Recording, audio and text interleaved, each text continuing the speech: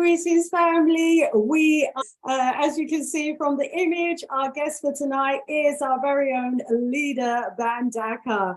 And really excited about the show, as always, that we've got lined up for you today. It's always an action-packed show. So as you come through the door, please give us a thumbs up and also kindly let everyone know that we are live. So this is another fantastic, blacktastic show that we've got lined up for you today. My name is Sista Shanice.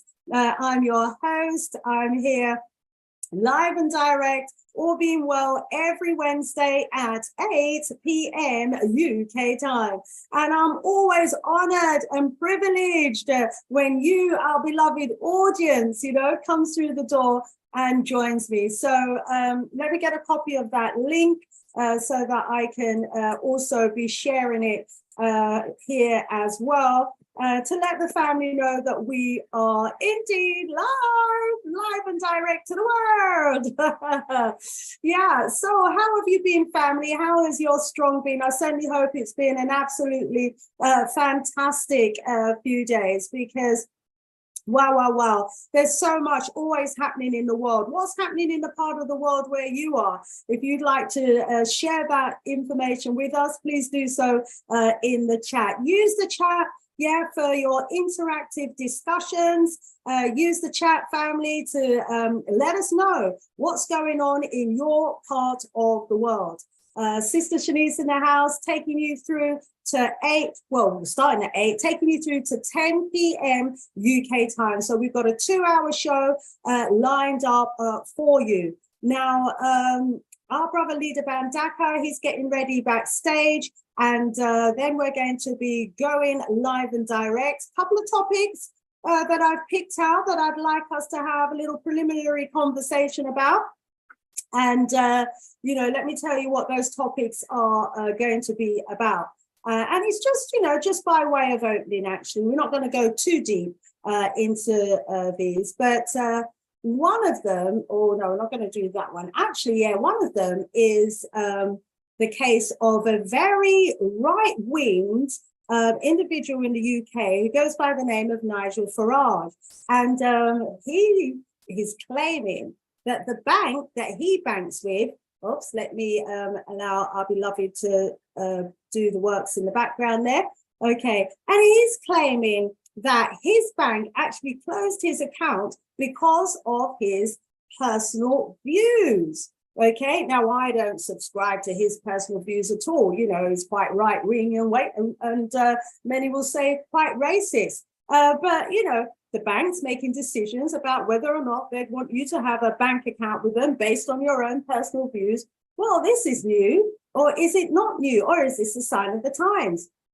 So the banks are going to be deciding whether or not they're going to allow you to have an account based on your political views. Wow. And then the other major topic that I would like our leader to comment on for us before we go into the main show and the main discussion is the brewing tensions between the US and Jamaica. Why, some of you may ask?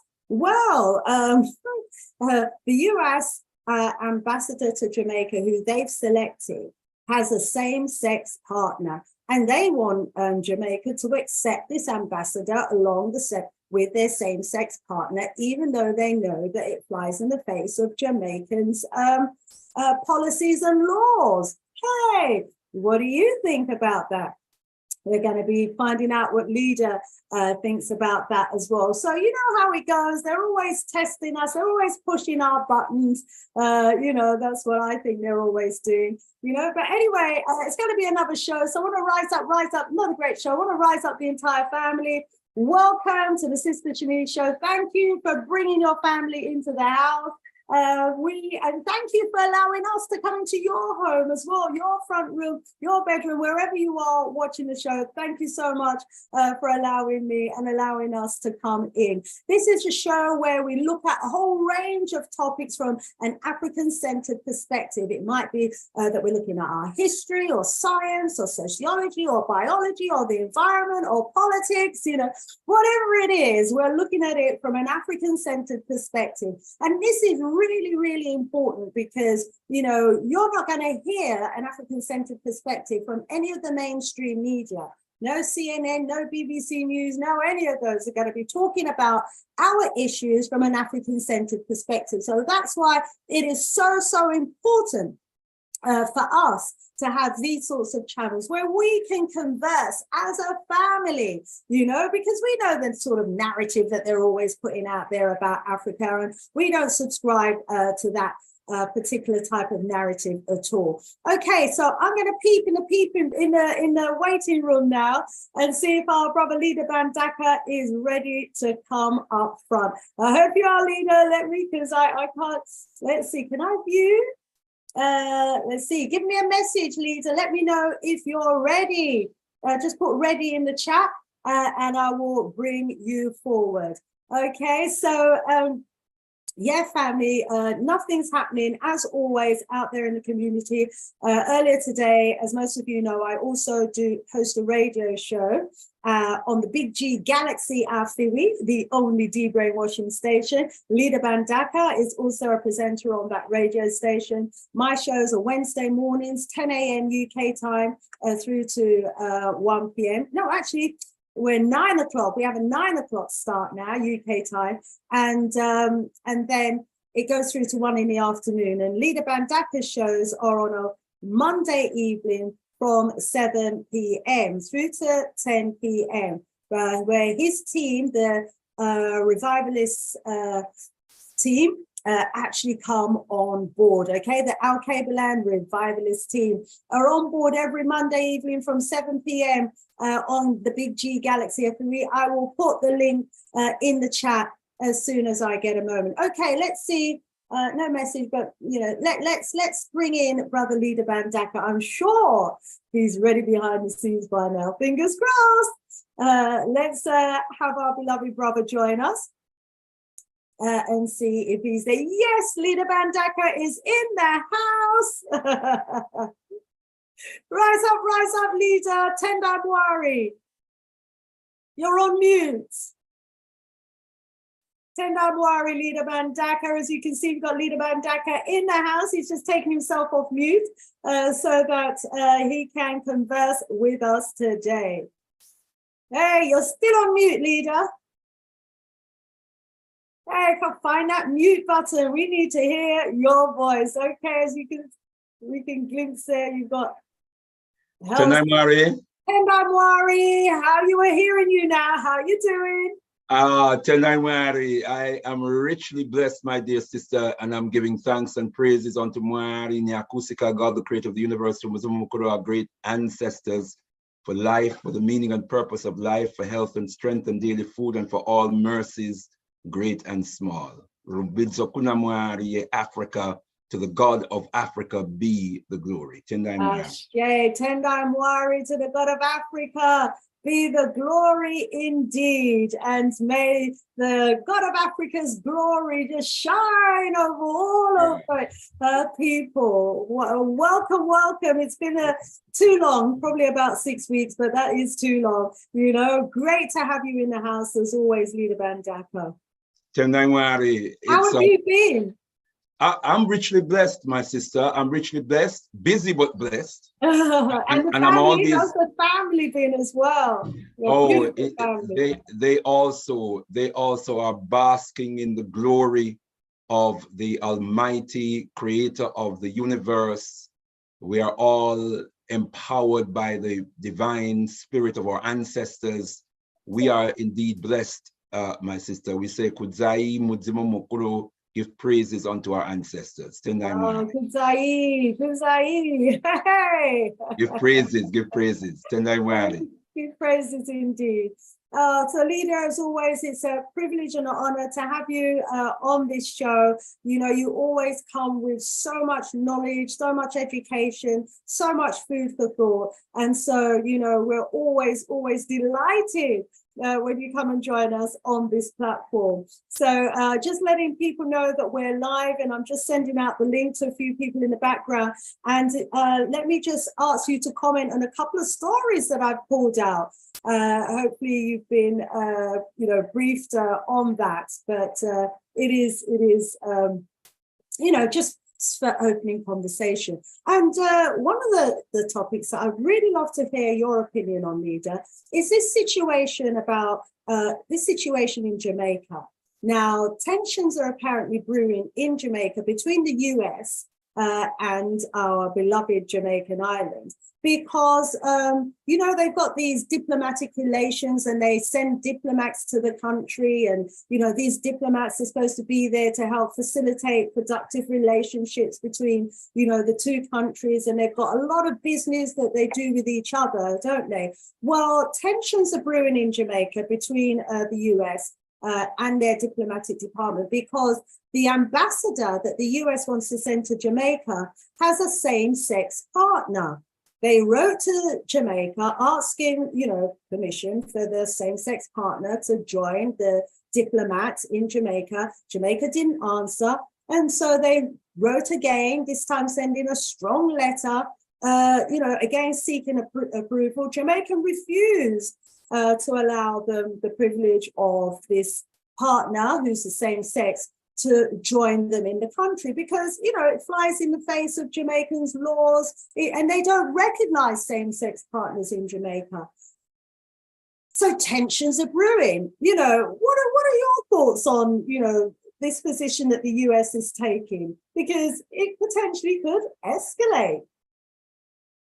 You're on mute. Please do unmute. Yes. Well, what can one say? This is a clash of culture, a clash of moral values and spiritual principles. We as African people, we are a people of nature, and we understand that Mwari Nyakusika, God, the creator of the universe, is manifested through the laws of nature. The will of Mwari is manifested in the laws of nature. And therefore, in the laws of nature, it is demonstrable that the only form of intimate relationship is between a man and a woman. The only form of conjugal union is between a man and a woman. And fortunately, notwithstanding some of the backwardness that we endure in these neo-colonies in the Caribbean and on the African continent, fortunately, some of our endemic values and principles are still with us. They are still innate, and we still defend them. That so much so that even if our leaders, so-called leaders, even if these people that are put in positions of leadership, leading blacks, yes, leading blacks, even if they have lost their sense of the natural order of things, they know that the majority of people, our people, are still adherent to certain principles, and they know that if they violate those principles, we then become ungovernable, and they have to factor that into account. In Jamaica, as a people, as African descendants, we have never countenanced what they call homosexuality or LGBT as something normal for us to engage in as a people. And that's not to put anybody down. I'm not advocating the person. Like you said, not at all. It's a clash of cultures. Yes. They have their culture, we have their culture. It is interesting, Brother Leader, because I've got a letter here. It's a media release letter from the PNP, or it's claiming to be from the PNP. And it's dated the 17th of July. And this PNP press release is actually urging the government to allow, the gay diplomats to take up their position in Jamaica. And it's claiming that the People's National Party is extremely concerned about the threat of gay rights caused by the diplomatic standoff. and has now emerged, between Andrew Holness and the Jamaican government in the United States, and they're saying that they're concerned that this refusal of Jamaica could lead to, some economic disasters for the country. Therefore, they want the government to recognize this same-sex marital status of the US diplomat, even though, as we know, it's unlawful in Jamaica because, we're a people of nature, and it goes against our nature, goes against our culture, goes against the history of who we are as a people. But here we have, if this media release is genuine, apparently the PNP calling for, the government to endorse this. Well, Tendai Mwari, nothing surprises me. I'd be interested to see what the PNP, the People's National Party, would have done in this instance if they were in government. You see, when you're in opposition, you can always play all kinds of games. Yeah. When you hold the levers of power, when you are in charge of the levers of power and you have to deal with the people, then it's a different dynamic. So I'm not necessarily convinced that this is a position that the PNP would have adopted if they were in government. But I think they're just playing politics. It could well be that they're just playing politics. But as far as I understand it, what the Jamaican government has refused to do is to grant diplomatic status to the so-called partner of the diplomat.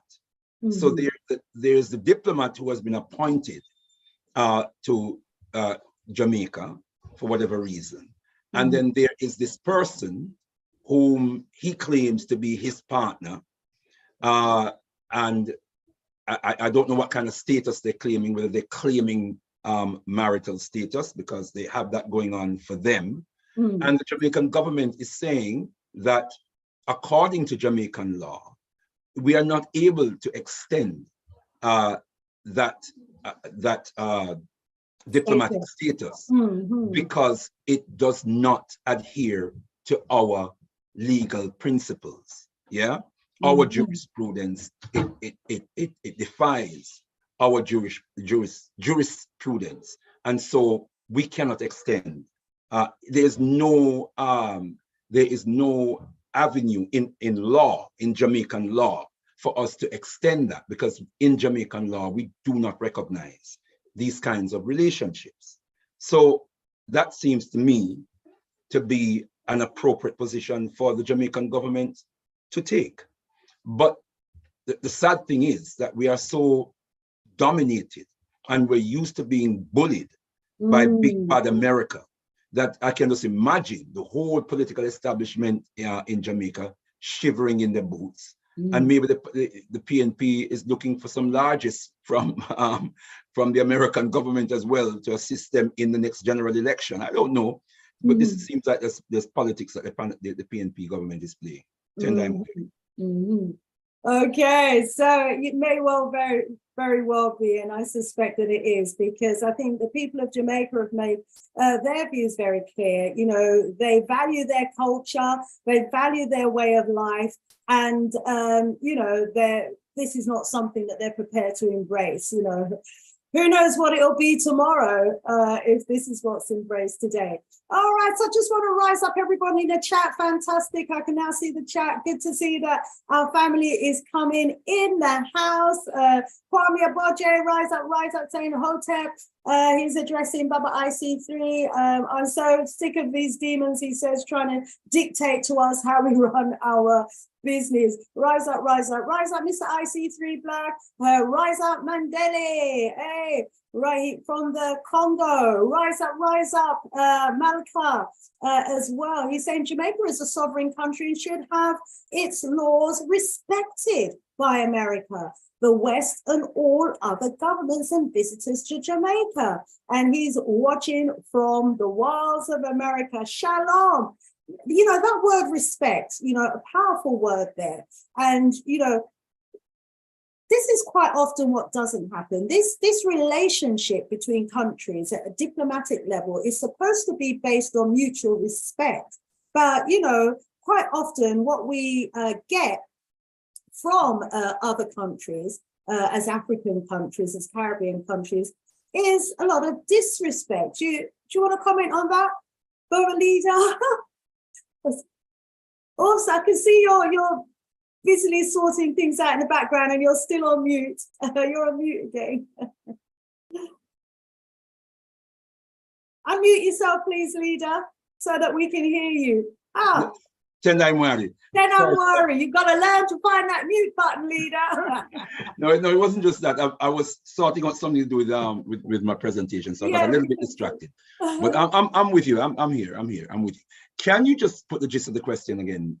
Yeah, in the chat, you know, Mbandaka was reminding us that Jamaica is a sovereign country and their laws ought to be respected by America. Well, absolutely. And what I'm saying is that, you know, we're almost used to being disrespected as African countries, you know, and Mbandaka is quite right.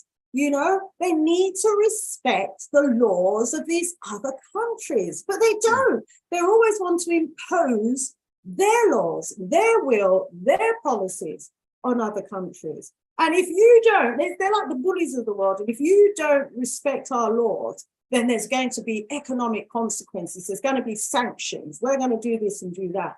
But my response is, you know, I'd like to hear yours, but I'm just thinking there are hundreds of businesses, American businesses that are operating in Jamaica.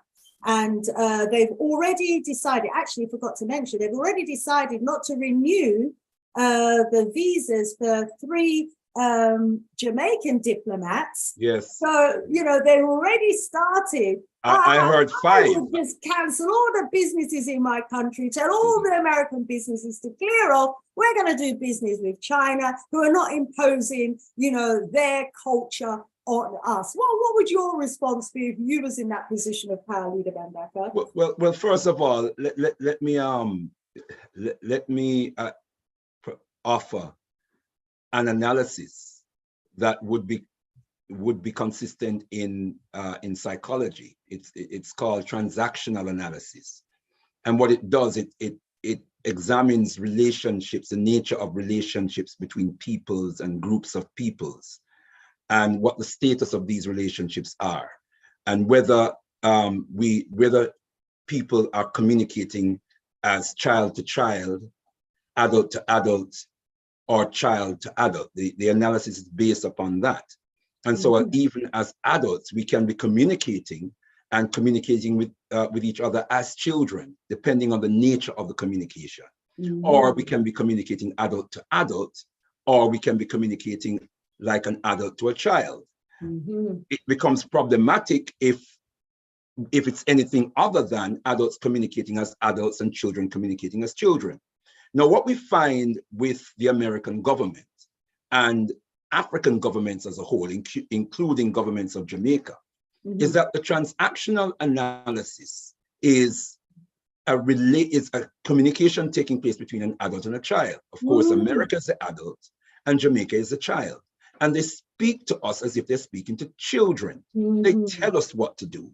And if we do not comply, then they punish us to put us right back in our places. So we know we are children and we are supposed to act like children and do as we are told. That's what's going on here. And it's been going on for a very, very long time.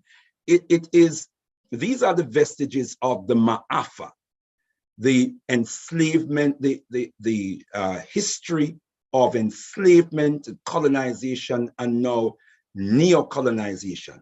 The Jamaican government is a neocolonial construct. It's a neocolonial outfit. It has a colonial master. And the transactional analysis between the Jamaican government and the American government is of an adult to a child. That's what's going on here. Yeah.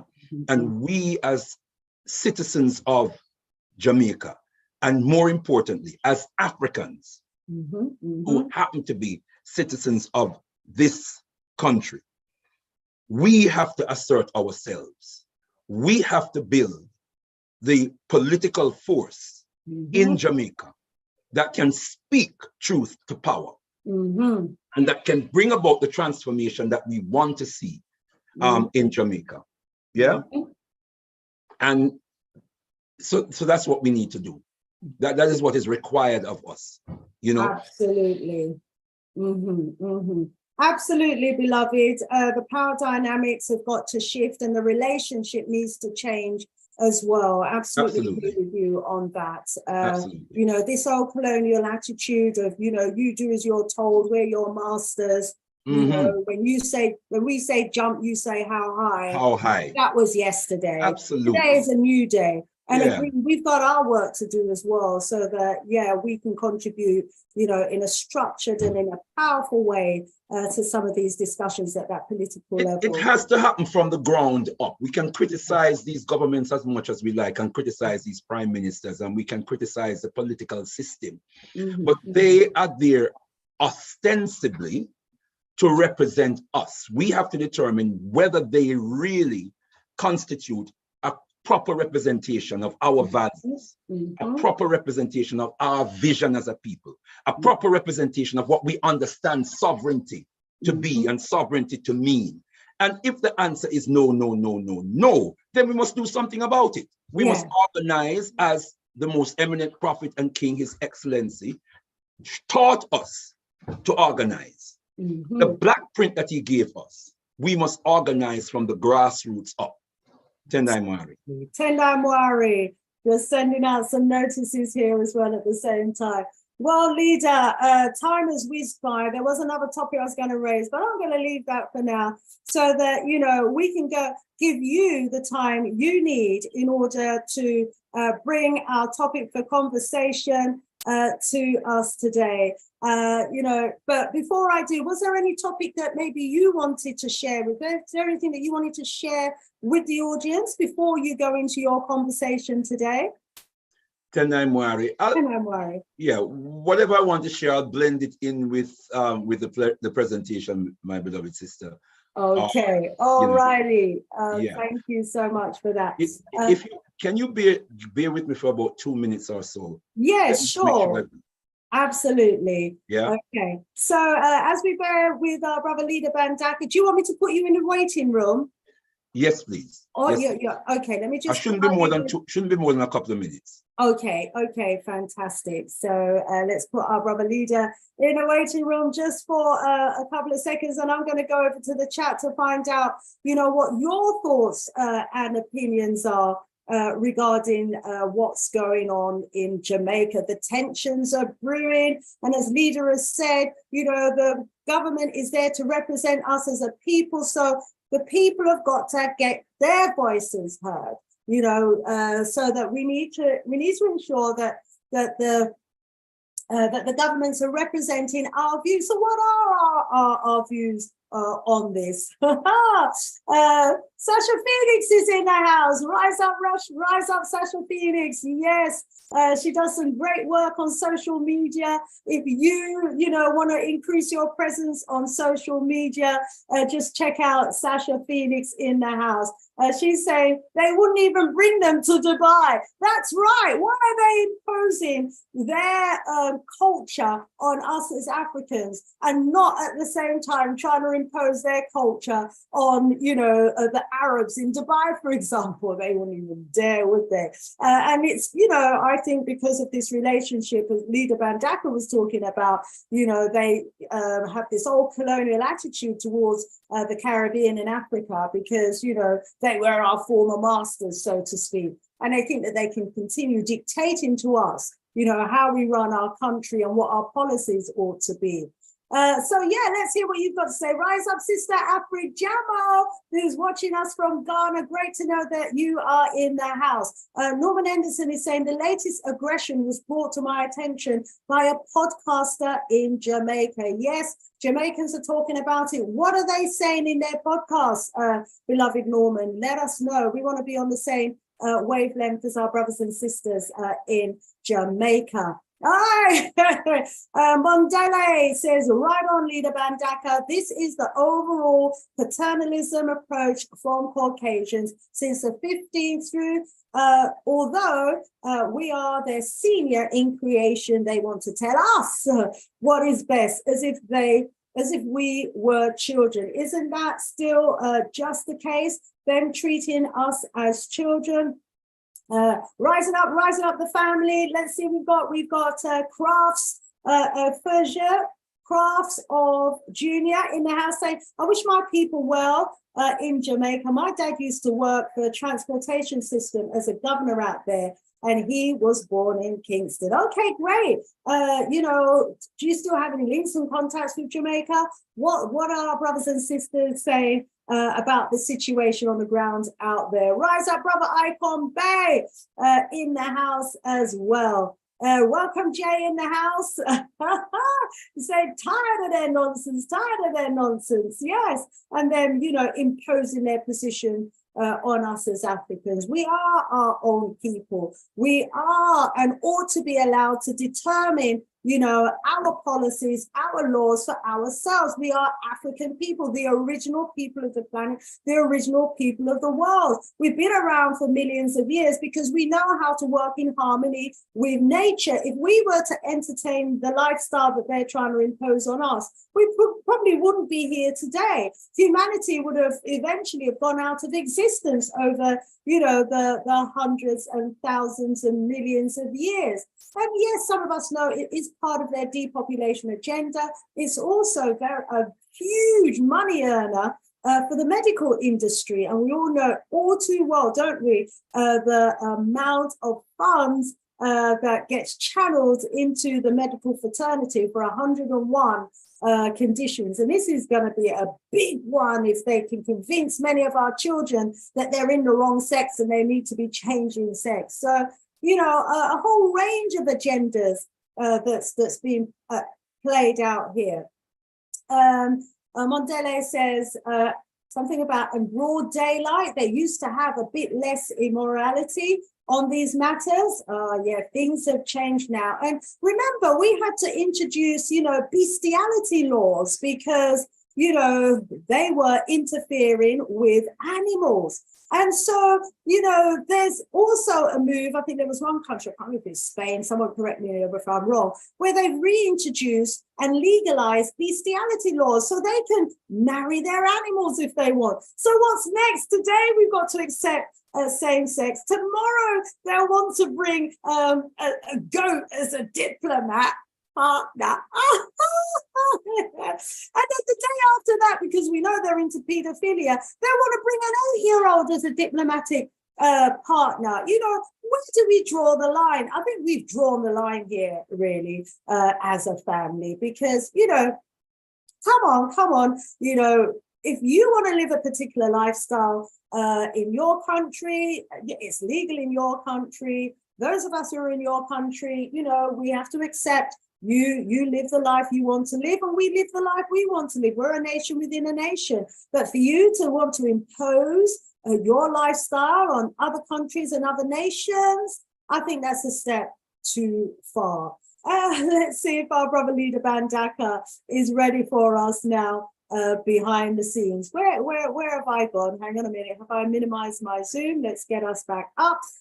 Here we are. Let's admit Brother Ldr Mbandaka back into the house. Where's it gone? Right. Where Ldr Mbandaka, I can see I've got 2 participants. Here we are. Okay, Leader, hopefully you're ready. Just going to admit you back front of house. So Leader is joining us there. Just take a moment or two for him to pop up. And yes, you ready for us, Ldr Mbandaka? Take yourself off mute. Press that mute button, undo that mute button. Somebody, Sister Kai, show Brother Leader where the mute button is. We want to hear from him tonight. Kenamwari. Kenamwari. Hey. Yes, Leader. Great to have you black in the house. Okay, so you're ready now, yeah? Ready for us? Ready and rearing, yes. Okay. Well, family, you know, as always, it's a privilege and an honor to have our beloved brother, Ldr Mbandaka, deliver a presentation to us as a people. For those of you who may be meeting our brother, Ldr Mbandaka, for the first time, you've got to go to our past videos with Ldr Mbandaka. He's done a wonderful series on politics and politricks, where he's been looking into the assassination of African leaders, the special forces that have been behind these assassinations. He's been highlighting as well, you know, the real leaders of Africa and what a real leader of Africa looks like, and you know, and the threat to these leaders. A whole series of phenomenal interviews there, and we, you know, implore you to go and to get access to that information. Okay, we can see your presentation ready to come up here, Ldr Mbandaka. So, you know, we implore you to go check out those videos and create your own presentations. Take the information out to the community. It's really important that we get to understand our history. Ldr Mbandaka, he's the leader of the Al-Kabalan revivalist movement. It's a movement that is Pan-African centered, and you know, he has been an activist within our community for decades, a treasured member of our community. And today's presentation is on Windrush at 75. Cause for celebration or reparations? Over to you, brother Ldr Mbandaka. Tonai Mwari, sis, can you see my screen? Yes, we're seeing your screen. Okay. Windrush at 75. Right. Okay. Tonai Mwari. We'll give thanks and praises, brothers and sisters, giving thanks and praises unto Mwari Nyakusika, God, the creator of the universe, to Mzumukuru, our great ancestors, for blessing us together again this evening in the hall of faith, or the virtual hall of faith, the virtual hall of learning that we are in, under the direction of a blessed African queen in our presence, Sista Shanice, who works so hard for the enlightenment and the upliftment of our people as we strive towards our total liberation, the glory of Mwari Nyakusika, God, the creator of the universe, and Mzuma Mukuru, our great ancestors, and as we strive to bring about the total liberation of our land and our people. Tendai Mwari. Tendai Mwari. This evening, our subject is Windrush at 75, cause for celebration or reparation. I'm putting that question out there, beloved brothers and sisters, and we will return to it at the end of the presentation to confirm whether this is indeed a cause for celebration or a cause for reparations. Of course, when we talk about reparations, we are talking about a demand that we as African people are making upon those who were brutal, cruel enough to have taken us through the Ma'afa, which is the colossal destruction of African humanity over hundreds of years under the Europeans, and at least 1400 years under the Arabs. In the case of this particular message this evening, we are focusing on the European, and in particular, the British Ma'afa upon our people, the British colossal destruction of African humanity, for which we are demanding reparations. We are saying that they must pay for the destruction that they have done to African humanity. Now, we ask this question this evening because recently there was a celebration or commemoration of the 75th anniversary of the Windrush, the HMT, in other words, His Majesty's Transport Empire Windrush, which arrived here from Jamaica in 1948, so-called, in the year so-called 1948.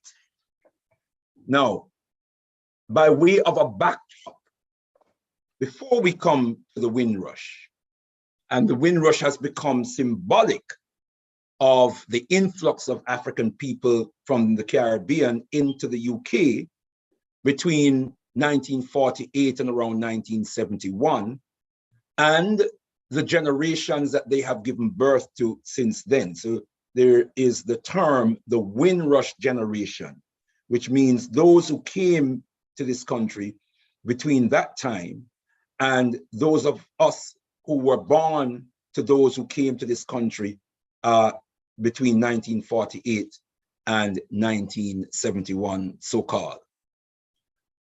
But to give a proper context to the discussion this evening, let us remind ourselves that our presence in this dispensation of time, in this part of the world, is predominantly to do with the wave of what we call the enslavement of African people. It started with the enslavement of African people. We know we have a wealth of history that preceded that, but that's not what we're dealing with this evening. We're dealing with the context of the oppressive status that we are in as African people in the European world. Tendai Mwari. So let us remember the enslavement of our ancestors by the British.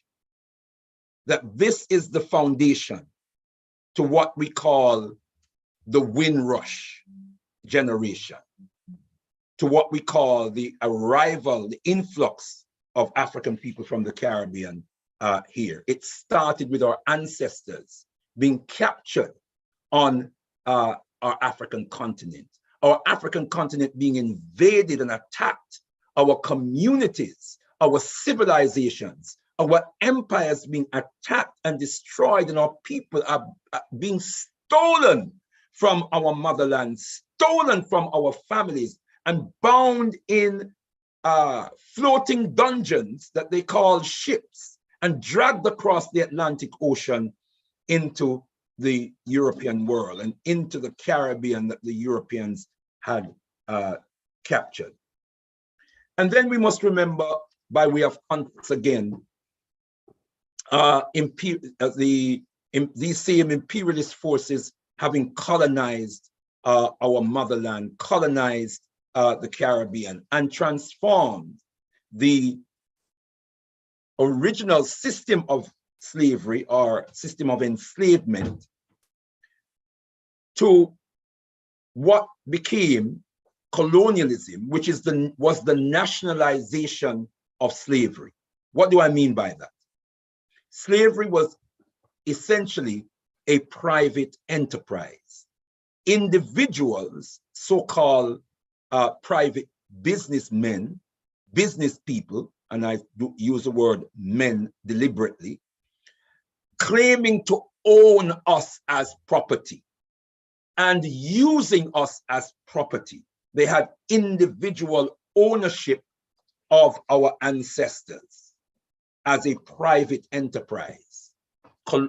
When that system was transformed into colonialism and the colonization of the African continent, it meant that now the British nation, the French nation, the Portuguese nation, the Spanish nation, the Italian nation now so-called owned our African nations, our African lands. And so it became nationalized. And once you own the land and own the nation, then you own everything that dwells thereon. So that is what the system of colonialism is. Colonialism is just a broader nationalized form of enslavement or slavery. That was the beginning. That's the context. That's the backdrop. That's the backstory to the Windrush. And we must never forget that. The Africans who were in the Caribbean who came on the Windrush were the descendants of Africans who were stolen from the motherland and brought to the Caribbean, and were the Africans who were born into a colonized nation in the Caribbean.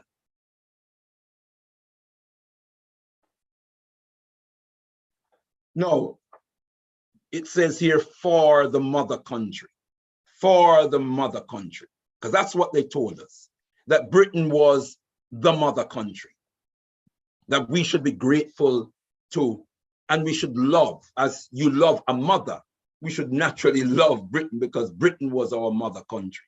Mm-hmm. So in 1939 to 1945, oh, that's actually that's in the wrong place. Okay, this is where we should be, beloved brothers and sisters. Tenamwari.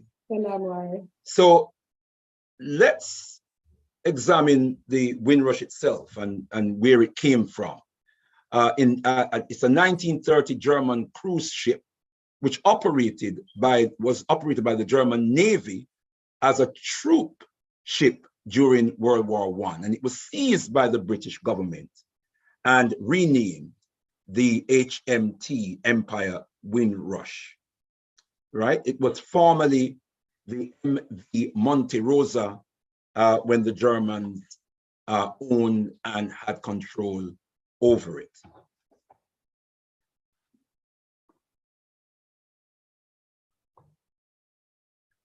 In 1948, beloved brothers and sisters, we had the Nationality Act, which gave status to all so-called British subjects connected with the United Kingdom or a British colony going through Parliament. So that act was going through Parliament in 1948. Prior to 1962, the UK had no immigration control and settled indefinitely for people from the colonies, the UK, for UK colonials to settle indefinitely in the UK without restrictions. So before 1962, or before 1962, UK citizens of UK colonies could settle in the UK without any restrictions.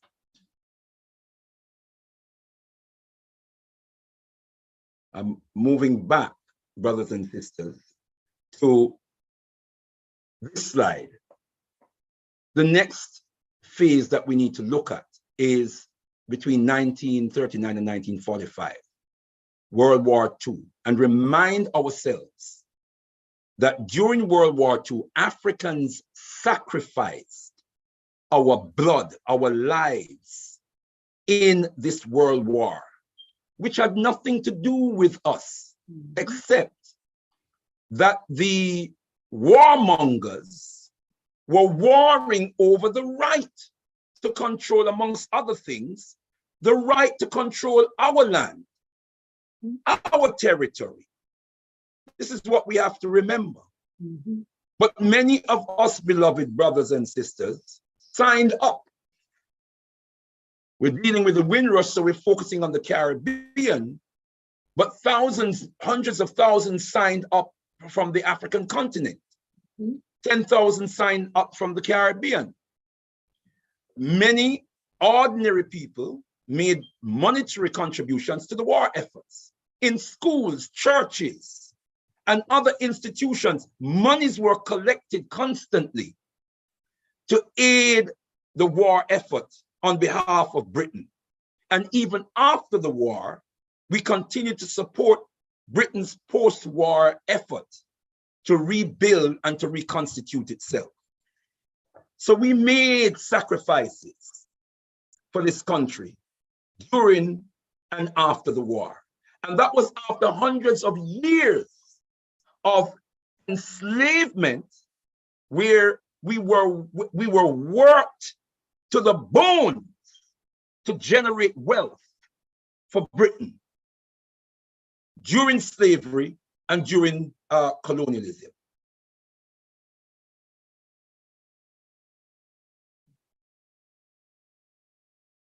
Oh, have you gone on mute? No, Can you hear me? Yes, yeah, hearing you, yeah.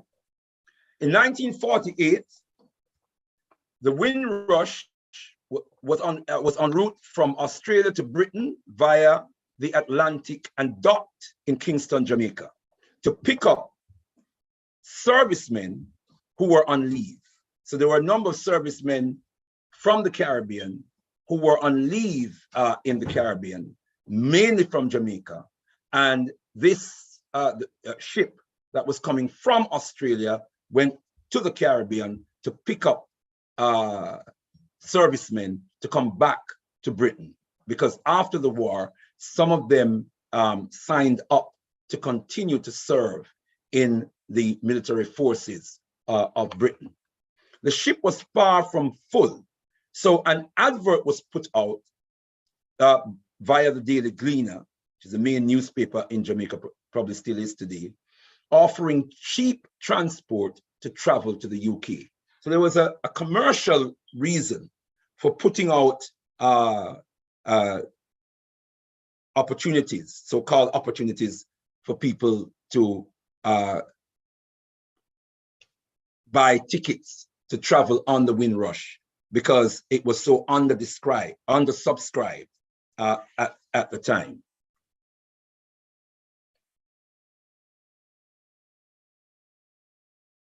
Many former servicemen took this opportunity with hope of finding better employment here in the UK. Others just wanted to see what the mother country looked like. And we know that others came here to work. In fact, the majority of people who came during the Windrush, so-called Windrush generation, came here with a 5-year plan. We must not forget the famous 5-year plan, as we say here, brothers and sisters. Mm-hmm.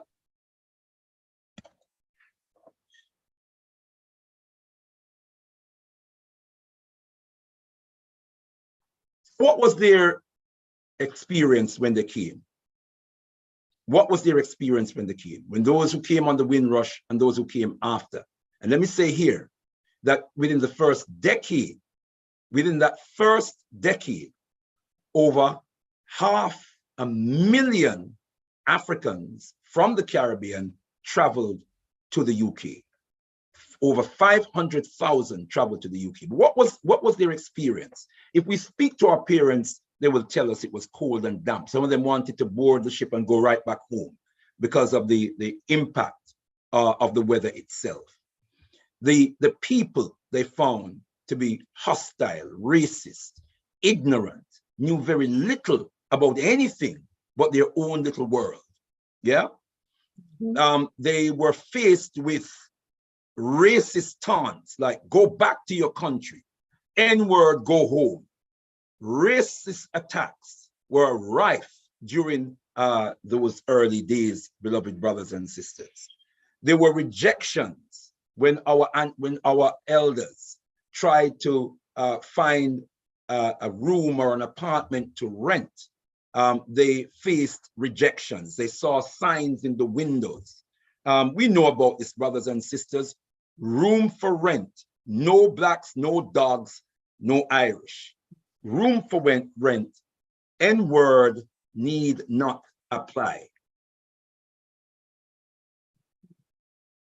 Sorry, brothers and sisters. So let me just make sure I'm on the right one here.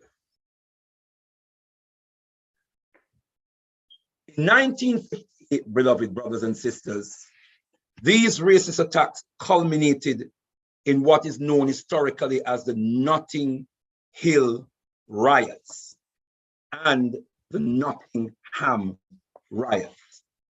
This is white people, racist white people attacking African people walking on the streets, attacking African people in their homes, in their apartments, just attacking them because they feel they have the right to exercise the power of life and death over us as Africans, because the Ma'afa instilled in them that they had this right.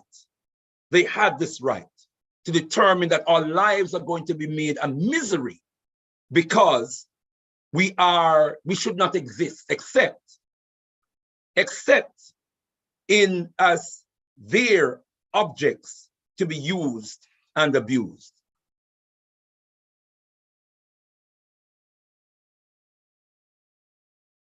Okay, I'm having a problem here.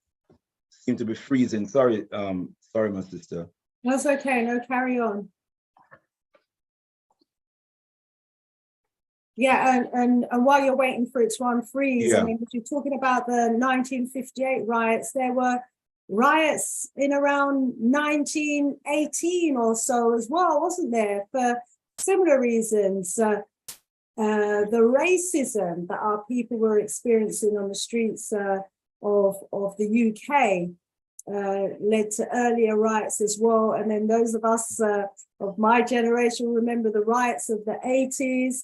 Yeah. You know, so riots, as they say, is the voice of the voiceless, you know, Yes. and to draw to the attention of the powers that be, the disgruntlement.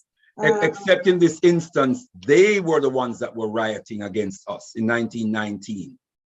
In 1919, after World War I, yeah, they were the ones who started, who waged riotous attack against African people and small African communities that were here, and started attacking our people for no justifiable reason.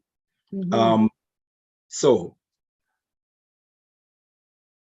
in 1958, this powerful African queen, Claudia Jones, an activist from Trinidad, who lived in the United States for a period of time, who was in fact expelled from the United States because of her activism. They feared her. She came here to the UK and hit the ground running, continued her activism. This great woman, Claudia Jones, is one that we should know. I'm taking you on a journey here, brothers and sisters, a very important journey, and there's some very important names will come up this evening. And she founded the first newspaper that we had post Windrush in this country, the West Indian Gazette. And she was motivated by the motto, a people without a voice are as lambs to the slaughter.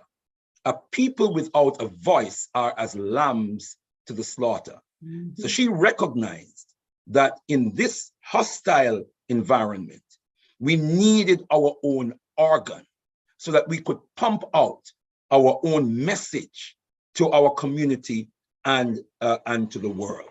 So she started the West Indian Gazette. So we hail our sister Claudia Jones. She also, in 1959, beloved brothers and sisters, whilst the so-called riots were going on, African people being attacked almost every day in certain parts of this country, and our sister started or founded the first UK Caribbean Carnival in St. Pancras Town Hall in 1959. This is really the forerunner to what we call today the Notting Hill Carnival. And we within the Al-Kebadan Revivalist movement rightly recognize Mama Claudia Jones as the mother of the Caribbean Carnival that we tend to call the Notting Hill Carnival because of the location of where it takes place. But this is, in essence, a Caribbean Carnival. And her motto was, a people's culture is the genesis, we have the wrong there, brothers and sisters, should be T-H-E-I-R. A people's culture is the genesis of their freedom. A people's culture is the genesis of their freedom, reminding us that freedom begins with groundation in our own culture. For culture is nothing other than the collective personality of a people manifested in their natural and complete way of life. Culture is the glue that binds a people together. And when a people are bound together in unity, therein lies the foundation for the strength and power, for unleashing strength and power in that unity. And so Mama Claudia Jones is absolutely correct when she says a people's culture is the genesis of their freedom. Tendai Mwari. Tendai Mwari. And we're moving on. Sadly, on the 17th of May, 1959, in this wave of racist attack on the African community, this is a name that we need to know, Kelsa Cochran, a young African, 32 years young, Kelsa Cochran, and a young Antiguan, was stabbed to death whilst he was walking back from hospital. He had injured his thumb at his place of work and had gone to the hospital to get some attention, and walking back, this was after 12 o'clock in the night, he was attacked and stabbed to death on the 17th of May. Police failed to arrest the murderers, even though they had sufficient information within days to have effected that arrest. This is like, you know, the forerunner to the Stephen Lawrence saga, you know, where they had the information but refused to arrest the culprits, the thugs who murdered Kelsa Cochran. And over 1,000 people attended his funeral, and this sent shockwaves. So can you just imagine the trauma that his family and the entire African community would have experienced from this slaying of one of our people? We did not feel safe on the streets. Can you imagine our parents' generation, what they would have been going through emotionally and mentally after hearing the news of, you know, our parents' generation had to walk in groups. In many areas, they wouldn't walk alone. They wouldn't go out of their homes after certain hours at night. That's why we have to ask the question today. If 75 years of the Windrush is a cause for celebration or a cause for reparations, do we want reparations for the murder of Kelsa Cochran and all the other Africans during that time? Many Africans were beaten up. Many Africans were maimed. Many Africans were brutalized and abused on the streets. Many Africans had their homes firebombed, their homes, feces thrown through their letterboxes. They had to seal up their letterboxes, beloved brothers and sisters, because of the attack from the white racist communities. Tendai Mwari. So this is what was happening in the mother country. 1962, there was the Commonwealth Immigrations Act, which imposed stringent restrictions on so-called Commonwealth citizens' entry into the UK. Now, these laws were specific, were designed to restrict entry from African people into this country, because it didn't affect people from Australia, people from Canada, people from New Zealand. It was specifically designed to stop African people from continuing to come into this country. And only those with work permit, and it was usually highly skilled people, doctors and lawyers and highly skilled engineers and what have you, who they would admit in this country from white countries, white nations. In 1963, there was the famous Bristol bus boycott.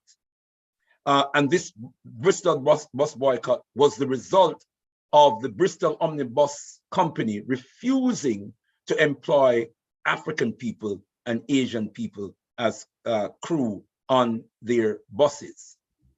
It was organized by the following persons: Roy Hackett, who was really the leader of this group, Paul Stevens, or should I say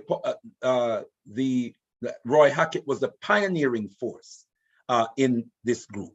he was the elder within this group that everyone looked up to.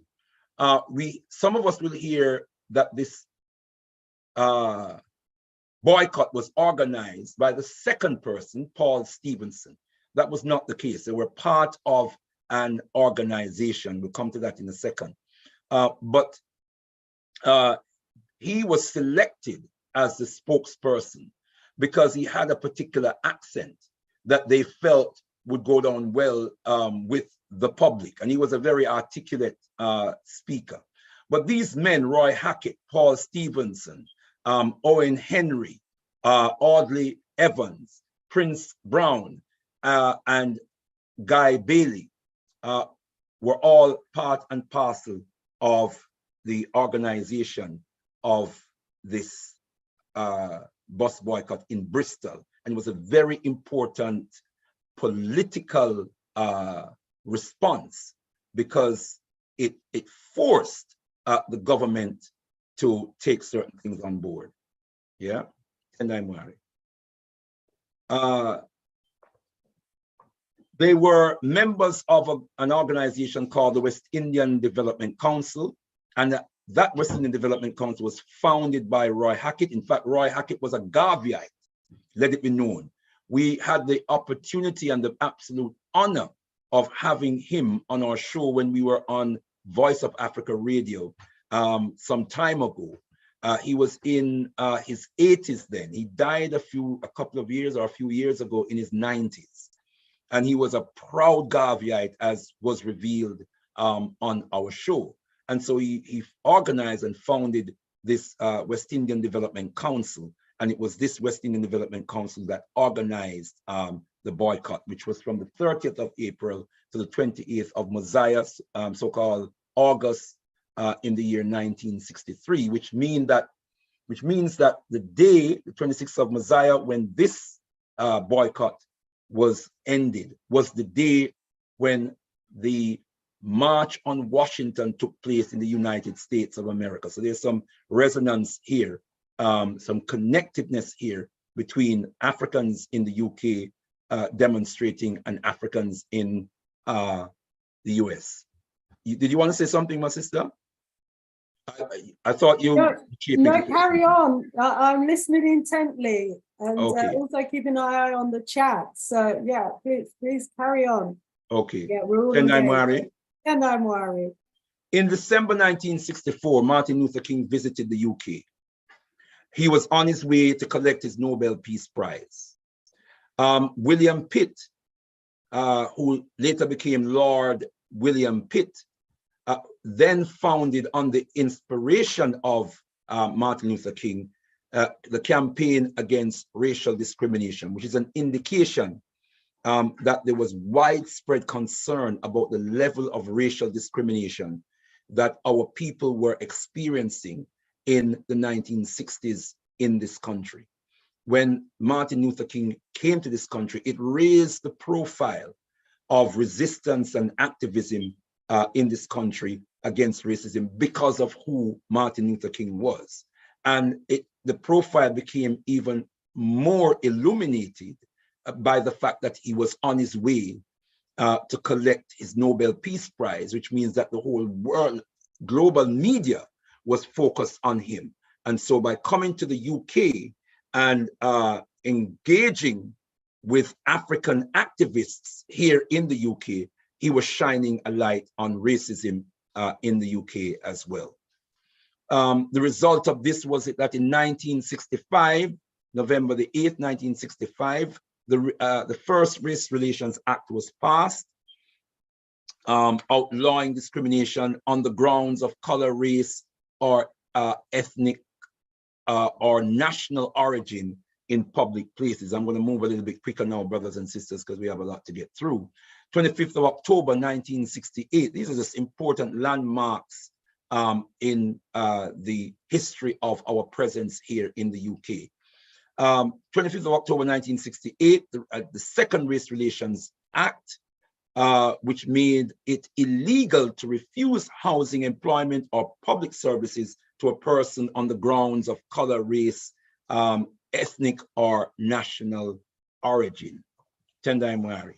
and these are things that we had to fight hard for. It didn't come, brothers and sisters, very easily. The Labour government had promised on the back of the, or whilst during the Bristol bus boycott, that they would prioritize, if they were voted into government, they would prioritize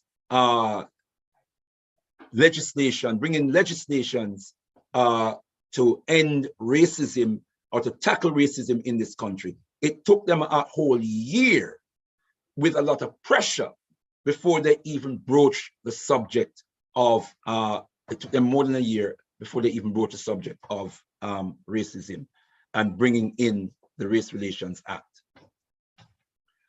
17th of April 1969, David Oluwale.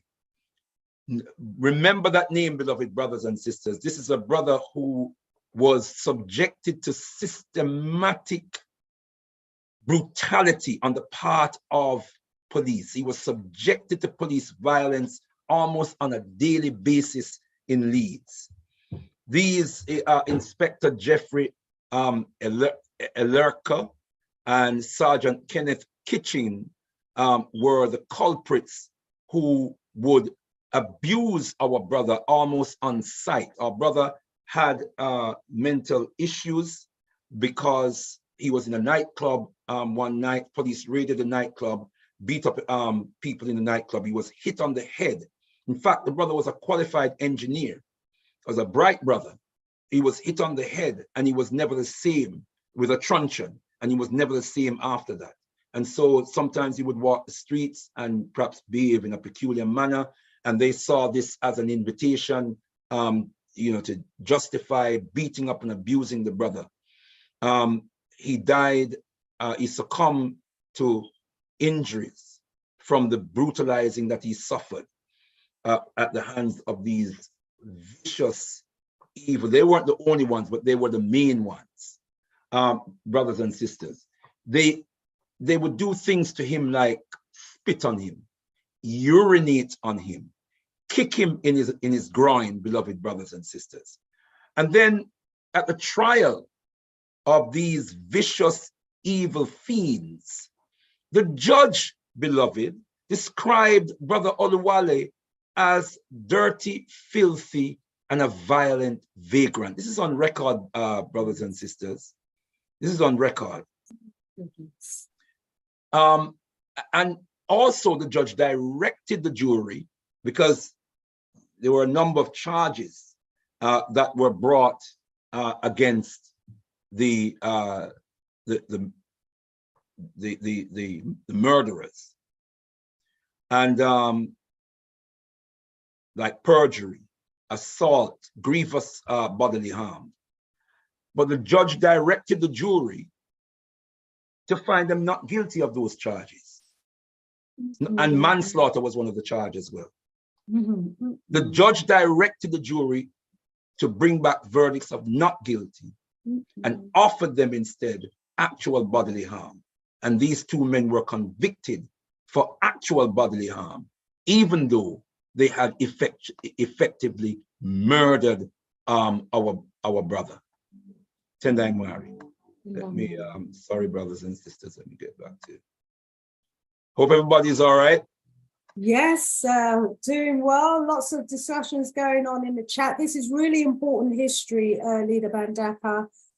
Thank you so much for capturing it all and putting it together for us. So, our family don't have to go anywhere else for the history here. Here it is. You've done the work for us. You and your organization. We thank you so much. So, yeah, tuned in, honed in, and listening intently. It's important that we document our own history. It's important that we write up our own history, because these are stories that will otherwise be lost in 20, 30 years' time if we don't do that. So thank you for doing the work. And it is important that we know the names of the pioneers and the martyrs who have gone before us. Yes. Those who have done the legwork, those who have done the hard work, those who have stood up and fought back, those who have resisted, those who have pushed for reform. Now, they may not be revolutionaries. they may be reformists, but they have done things to push this country into a direction of greater justice for our people. Absolutely, and we're enjoying the little benefits of it today. And you know, we can't take those benefits for granted. We're walking the streets now. We don't have to walk in groups and let's be looking over our head as our forefathers had to do, because you know they dealt with the issue, they dealt with the problem, you know, to make the streets safer for us. Absolutely, and they were brave. Still continues, but you know, yeah. They were brave African men and women, mainly men, who used to patrol the streets. Hey, we had our own vigilantes, we had our own police patrol our communities to make sure that. Go ahead, sis. Sorry. Yeah, no, I'm just, it's great. It's great that our forefathers were doing that. Yeah, and some of them were ex-servicemen. Ex-servicemen, ex-servicewomen, they would patrol the streets to make sure that our communities were safe. Yeah, Tenai. Yeah. So in 1969, the first head teachers in the UK, in fact, first female head teachers in the UK, we had our first Black female head teachers in the UK, and both of them, in 1969, both of them faced vicious forms of racism. Yvonne Connolly, in particular, she had to, and note the names, brothers and sisters, and do your own research on them, and find out about what they went through. Yvonne Connolly had to go to her school with bodyguards. Just imagine that. Because she was subjected to death threats because she became a head teacher of a school, and the racists could not stand the fact that a Black woman was made head of a school. Beryl Gilroy, who I had the honor of meeting in the late 1990s in Hackney, courtesy of Diane Abbott and the Hackney School and the Black Child's Conferences that she used to run before it became the London School and the Black Child's Conferences. And Beryl Gilroy was a speaker, and had the opportunity to meet with her. And one of the things that she shared was that as a teacher in the system in this country, when she saw the racism from the perspective of a Black woman teaching in the system, she decided that she was not going, when she started having children, that she was not going to subject her children to the racist system. And so she discontinued her service as a teacher so she could stay home and homeschool her children, so that her children didn't have to go through the educational system. Then she came back out when she had raised them and went back into the educational system and eventually became a head teacher. But she talked about the racism that she experienced as she was going through as she was, you know, yeah. Tenai Mari, can you see the images well enough? Tenai Mari, we're seeing the images. It's not in slideshow mode, so we're also seeing, you know, the slides down the side, but that's absolutely fine because, you know, if that helps you to navigate it better. But you know, we're seeing your slides. Just going back to the slide before, you know, thank you for that about what's an Yvonne Connolly. I've never heard the name. That is a name that we all ought to have known, because, you know, it just reminds me of the incident in America where that young child had to go to school with bodyguards and police, and they even done films about it. And so we all know that story. Those of us in the UK even know the story, even though I can't remember the child's name. And we've got our own stories here. Absolutely. We all should be taught, just like the Americans have really, you know, spotlighted their history and exposed all these stories and incidences, turned them into films, documentaries, and theatre productions, and have written it up and got it in their curriculum and everything else. You know, even Colony had to have bodyguards to go to school with as a head teacher in this country. I didn't even know about it. You know, it's shocking. And you know, she had to be a brilliant head teacher. She had to be a brilliant educationalist to get that position. To get that job in 1969. Yeah. So all she was going to do is improve the standard of education. But they would have preferred to have substandard education rather than have an African woman blazing the trail. Show you the nature of these peoples. Yes. Oh, I tell you. In 1969, we're still in 1969, we had our first post-Windrush African football player in the first division, Clyde Best, some of you would know the name, who signed up for West Ham United. But when he signed up for West Ham United and started to play for West Ham United, he faced death threats, just like Ivan Colony. Death threats. He was even threatened when he was just before his first game. He was threatened that if he dares to try and take the field, he was going to get acid thrown in his face. Wow. Again, he had to be protected by police as he was running onto the field because he was threatened to have acid thrown in his face. Wow. Now, can you imagine a young player in his early 20s with that kind of threat hanging over him? He has to go on the field and play in front of thousands of people. You don't know which of these crazy, out of these thousands, where that crazy idiot is. But you have to go out there and perform. Just imagine that, beloved brothers and sisters. Cyril Regis. Cyril Regis was sent a bullet. He was sent a bullet as a threat. You know, that's the nature. And of course, we know of the racism in football. So that now they have to have a thing they call kick it out. You know, kick racism out of football. Yes. Still exists today, beloved brothers and sisters. Still. Yeah. Mosiah, so-called August 1970, was the Mangrove 9 trial. Mangrove, beloved brothers and sisters, was a restaurant that was owned by a brother named Frank Critchlow, an elder by the name of Frank Critchlow. And the police targeted that restaurant. Now, this was a very accomplished business in Notting Hill. People of note, you know, celebrities used to visit that restaurant. African celebrities and white celebrities used to visit that restaurant. The standard of service was so high that, you know, well-known people of renown used to visit that restaurant.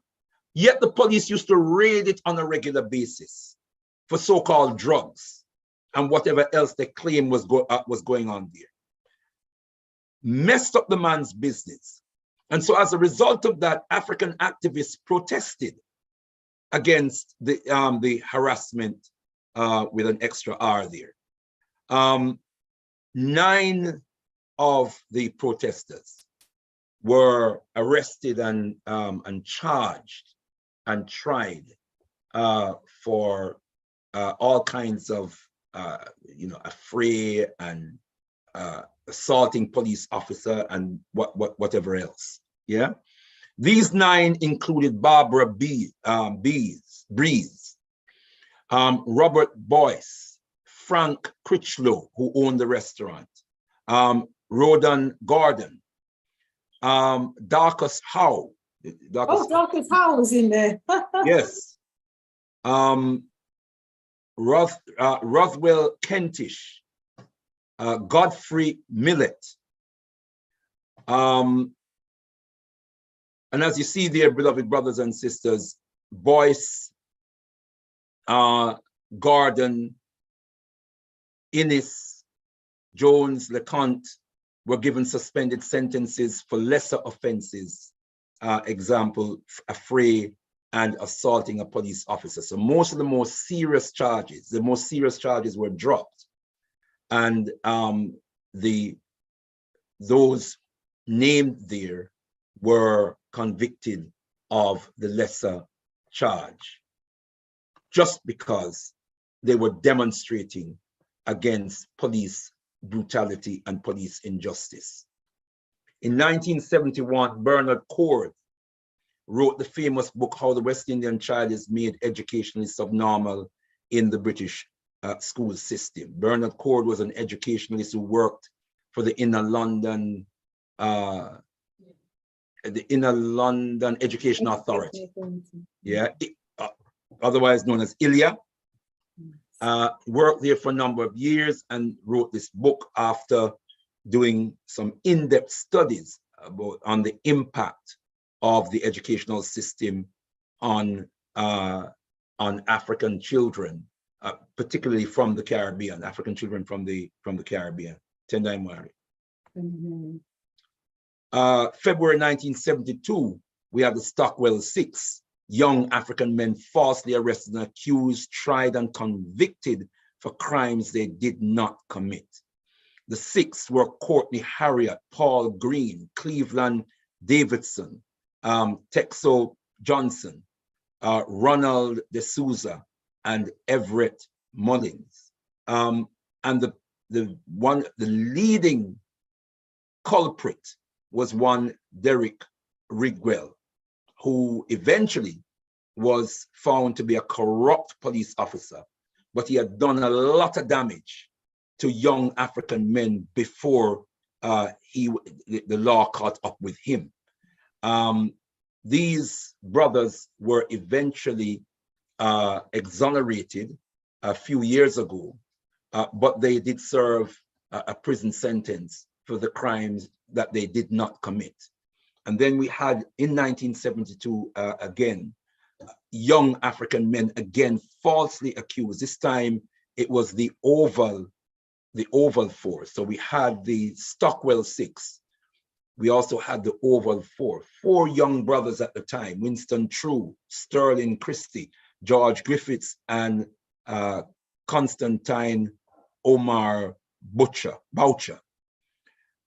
All of them were convicted of crimes that they did not commit. And it took them decades of fighting the legal system to have these convictions exonerated. Eventually, they were successful. Winston True has been on Galaxy Radio on Africa Speaks with Al Keblan, and he's the author of a book entitled Black for a Cause, Not Just Because. A book worth getting, beloved brothers and sisters, where he tells his story and he enlightens us as to the nature, the vicious and evil nature of British policing in this country, in particular in the 1970s. So we continue to ask the question, Windrush at 75, a cause for celebration or a cause for reparations? We're moving quickly on, brothers and sisters. Mosiah, so-called August 76, the Notting Hill Carnival.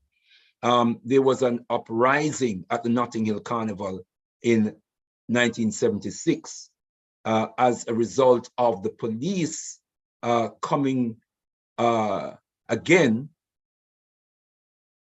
The year before 1975, there were a few hundred police officers at the carnival. There was no trouble. There was no reason to think that in 1976 there was going to be any trouble at the carnival. But for some reason, it might be because West Indies cricket team had emaciated the England cricket team in a cricket series, completely tore them apart after the feisty South African born captain of the team said that he was going to make the West Indies team grovel. So not only did the West Indies team totally emaciate the English team, at the end of the series, the actual Tony Gregg, the actual captain of the cricket team, went down on his all fours and crawled around the ground as an apology to the West Indies team. This literally happened. And that could have been the spark for why thousands of police officers, I think it was over 3,000 police officers, converged. Remember, from a few hundred the year before, where there was no trouble, thousands came out in 1976. And according to eyewitnesses, they harassed people, they abused people, they brutalized people until it ignited into a resistance that blew up into an uprising that took place in 1976.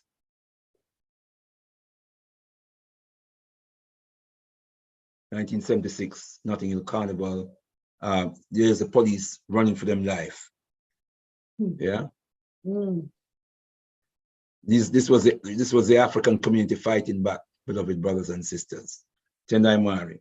13th of Mosiah, so-called August 1977, the battle for Lewisham. The battle for Lewisham was known as the Battle for Lewisham, also known as the Lewisham Race Riots. 500 members of the National Front who had a base in Lewisham. In fact, there were more than one hard right organizations based in Lewisham. And they attempted to march through New Cross. And people decided, no, they're not going to let this happen. 4,000 people counter-marched against the National Front. Witnesses report that the 5,000 strong police officers who came out were there to protect the National Front. People were saying on the ground that they were there, interacting with the National Front, talking to them as friends. They were not engaging with the African community. They were not engaging, and there were white people there who were marching against the National Front. They were not engaging with that section of the community, but they seem to have been fraternizing with the National Front. Later disturbances in Lewisham town center occurred as well. And this was the culmination of years of tension, including police brutality right throughout Lewisham. There were complaints about if it wasn't the National Front that people are having to run from, people were being attacked by, it was the police. Yeah? Tendai Mwari.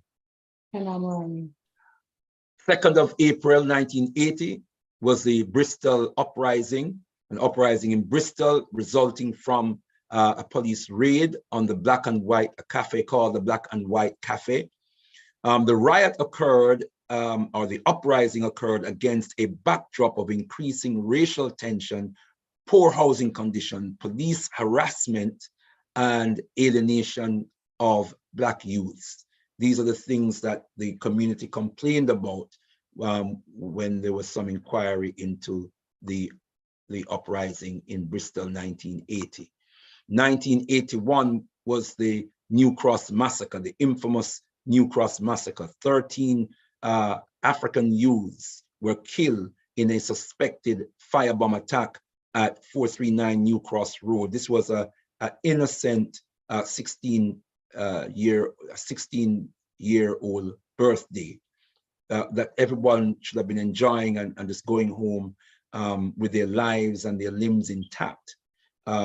A fire occurred at 5:30 in the morning. Eyewitnesses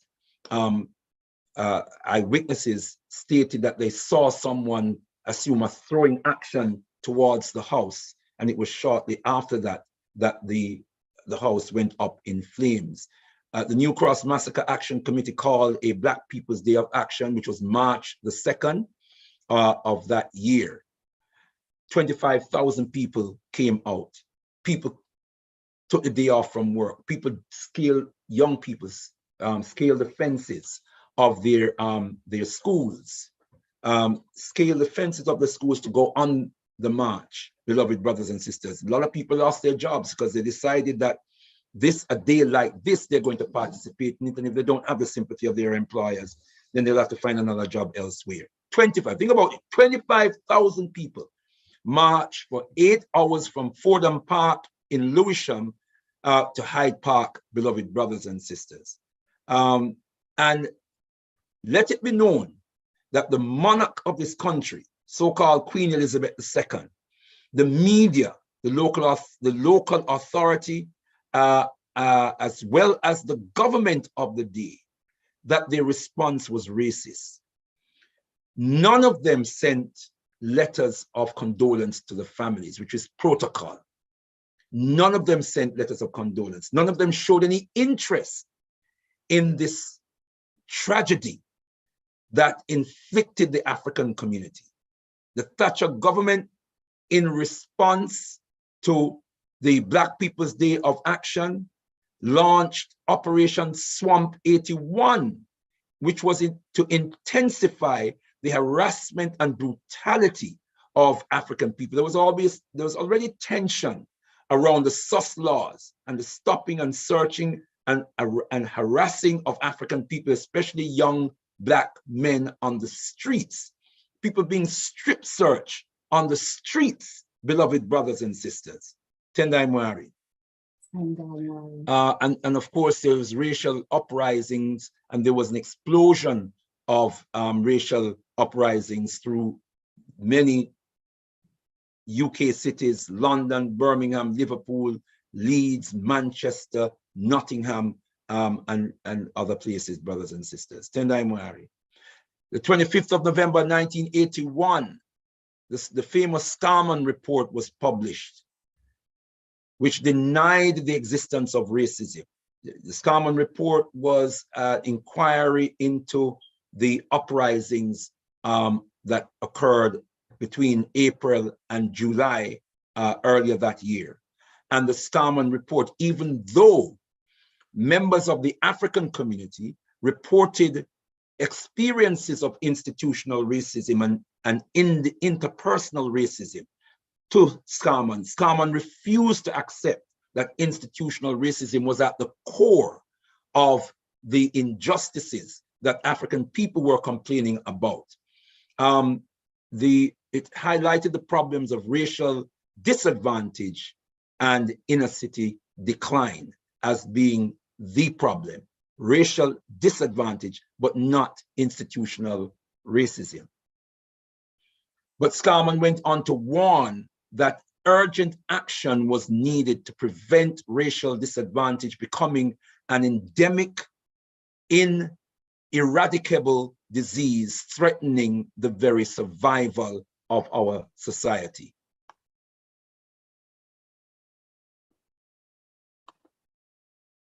(1981) was the Rampton Report, which was an interim report. Lord Rampton started this inquiry that he was unable to complete.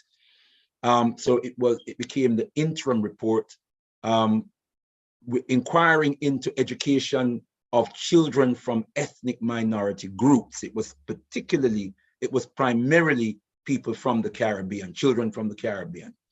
And it acknowledged the many and diverse reasons for the failure of West Indian children to compete academically with children from other races.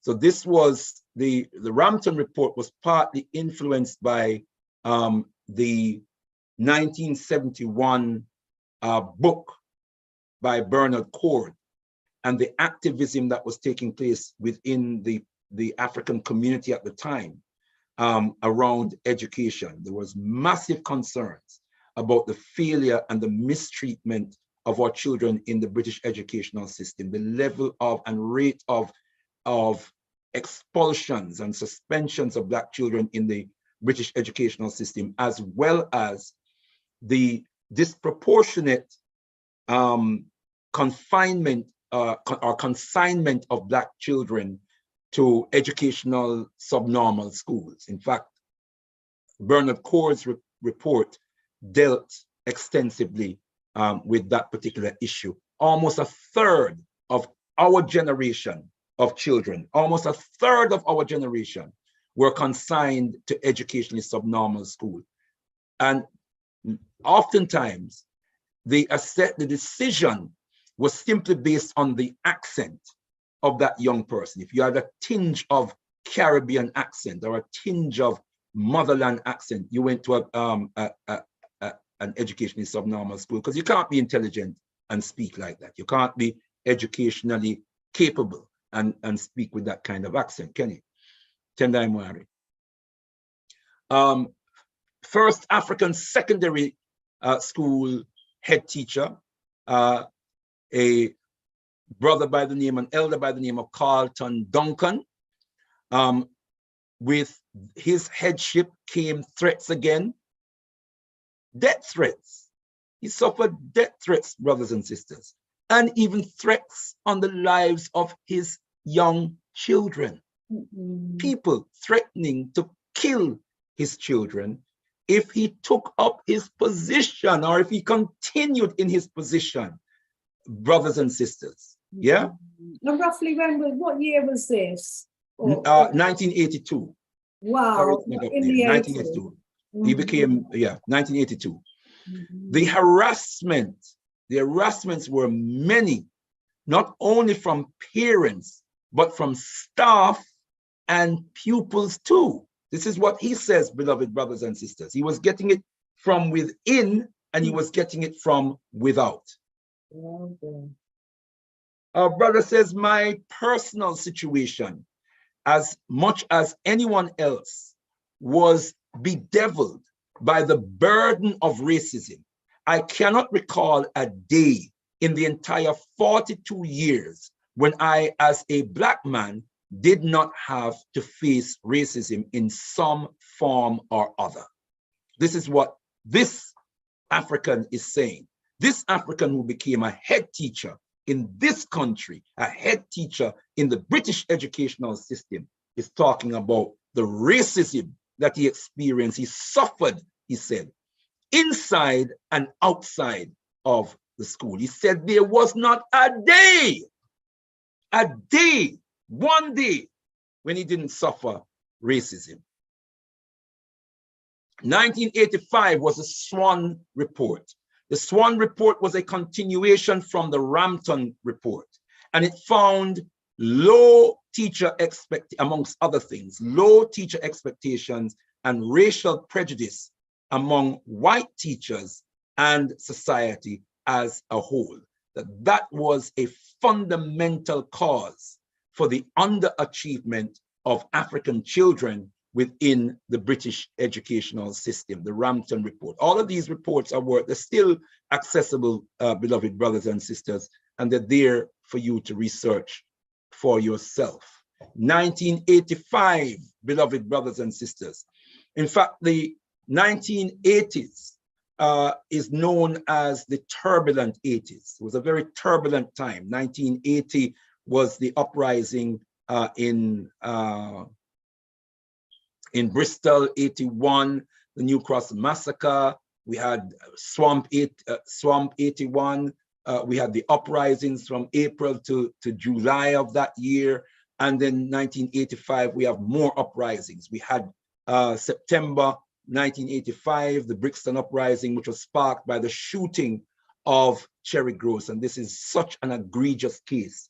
The woman is in her home, she's in her bed, and police, beloved brothers and sisters, bust into her home, claiming that they're looking for her son. But they know that there are other people living in the house, and they go into the house, guns blazing, and shoot this innocent woman in the presence of her son, her younger son, who was also in the house. And I've met our brother, I think our brother's name is Lee. I've met him on several occasions, and he talks about the trauma that he still carries from the experience. Just imagine, he was, I think, 11 years old at the time. And when he screamed, the police told him to shut the F up and pointed his gun at him. Think about that for a moment, beloved brothers and sisters. Think about that for a moment. Mm.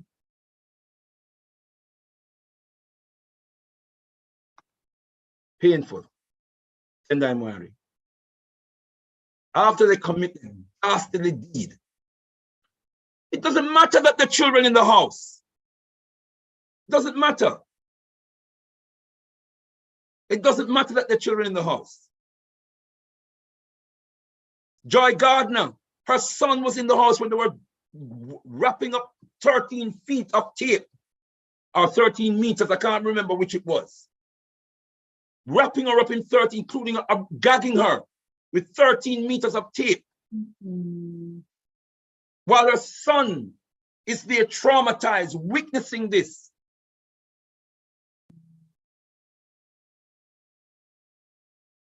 October 1985, Broadwater Farm uprising. Why did Broadwater Farm rise up?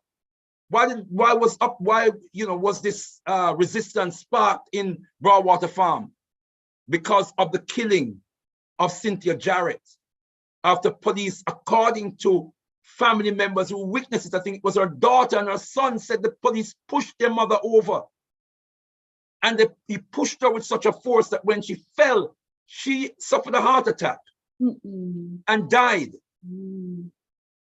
And they showed no concern. Mm-mm. It was on this occasion that PC Blakelock was killed. Mm-hmm. 3 young people, again, were falsely accused and wrongly convicted for the death of PC Blakelock. They didn't even, they had to convict somebody. As far as they were concerned, somebody had to be convicted. Yeah. So they convict 3 innocent young men who have now been exonerated, beloved brothers and sisters, but they served years in prison for a crime that they did not commit. Right? So even though they have now been exonerated and compensated, they've lost years. I know it's more than a decade. I can't remember how many years. Of their lives, their young lives. Ldr Mbandaka, we're 10 minutes away from the top of the hour. If you're only halfway through, I think we need to have a part 2, because I wouldn't want you to rush this, because it's such important history. The names, the sequencing of events, there's lots of comments in the chat. It'd be good to bring in some of their comments in the last 10 minutes. What say you, Ldr Mbandaka? I am guided by your wisdom and your authority, my beloved sister. This is such important history. In fact, Leader, in the chat, they're saying that with the Reparations March that's coming up on the 1st of Mosiah, the 1st of August, just to let the family know, on the 1st of August, if you're in the UK, take the day off work, come to Windrush Square.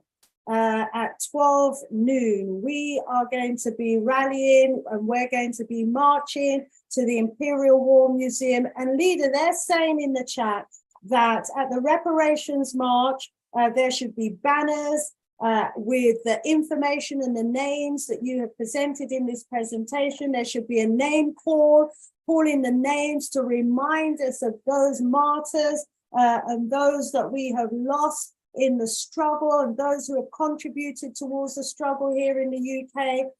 There should even be a projector with the images of some of the struggles and the protests and the fights and the riots happening at on the 1st of Mosiah on that day as well. Would you like me to continue to just mention some of the comments in the chat? And yes, do we have your agreement for a part 2? Yeah, oh, my sister, I'm at your service. I'm at your service and I'm at the service of the people. Yeah, and I think you stopped at a right point, because that is another story in itself. So we've got up to the 80s and we're going into the 90s, and so much history you've shared with us, Brother Ldr Mbandaka. And I want to thank you for, the context and the way you've pulled that together, because it really exposes the racism that we have suffered here in the UK, that our parents suffered, and that we continue to suffer. You know, you talked about the racism of the head teachers in the school, and one of our brothers, Brother Ossi, Kwame Ossi, rise up, Brother Kwame Ossi in the house, reminded us that our children are still subject to rampant racism and Afrophobia, as we call it, you know, in the UKK schools here.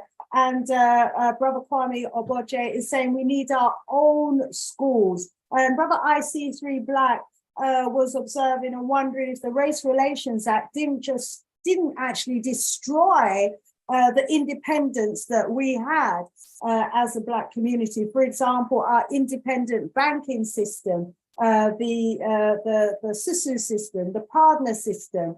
You know, the Race Relations Act has effectively integrated us into their society. It was also mentioned that racism in football is still very much rampant today as well. And, you know, you're talking about the third of our children being labeled as educationally subnormal. Labeling of our children is still happening today in the schools, and the position of racism and the harassment that we suffered and throughout the 60s, 70s and 80s that you've covered, you know, racism and harassment still continues, especially from the police. There's been deaths in custody and no police have been held accountable and have been prosecuted for those deaths. Very little has changed. Let's bounce it back to you, Ldr Mbandaka, for some responses to some of those comments, please. Well, Tendai Mwari, I give thanks for the comments from brothers and sisters and the insight our beloved community is showing, and the information that members of the community have shared with everyone else. I think the idea, the suggestion around banners to commemorate these martyrs and these pioneers, I think is an excellent idea. I don't know if it will work for this year because the logistics that will be required to pull all of that together, we may not have enough time to do it proper, to do it justice. But it might be an idea to pursue for next year, because this is an annual thing, and it will take some organization, it take resources and skills, and so there has to be a process of coordinating that. But I think it's an excellent idea. You know, I'm keen to stress that we must know our history. I am keen to stress that these people who have blazed the trail for us, these people who have made sacrifices, personal sacrifices for the rest of us, we forget them at our peril. We you know, we must at the very least remember them, and we must carry their names forward. We must say their names, and we must keep their memories alive. We must tell their story. They're no longer here to tell the story. We have to tell the story. Yes. Yeah. And we enrich our knowledge and our understanding of the society and the world in which we live by knowing their story. It enriches our understanding of the nature of the beast that we're dealing with when we know and understand their story. Tendai Mwari. So if we could end the share screen there, let's bring us both back on screen as we wrap up for the last 5 minutes. Let's bring in the audience, some more comments from the audience. Thank you so much. You know, family, there's so much work that needs to be done. We want to thank our brother Ldr Mbandaka and his team for the great works that they are doing, have been doing. Brilliant idea. You know, I don't know if there's a way to pass on some of these suggestions to the committee, even if we could just have a projector that was showing the images of the incidences of the racism, the riots at the carnival, remembering the New Cross fire. Someone in the chat was saying there still hasn't been any justice for those that died, the 13 that died in that New Cross racist fire incident. Mondele is messaging, and he's saying that he will be there as well, representing the DRC Congo. Yes, my beloved, it'd be good to have you in the house as well. You know, racism continues to run rampant in the UK. I think we've all got family members and friends who complain about racism in the workplace, racism in the education system, racism in housing, racism in terms of their interaction with the police.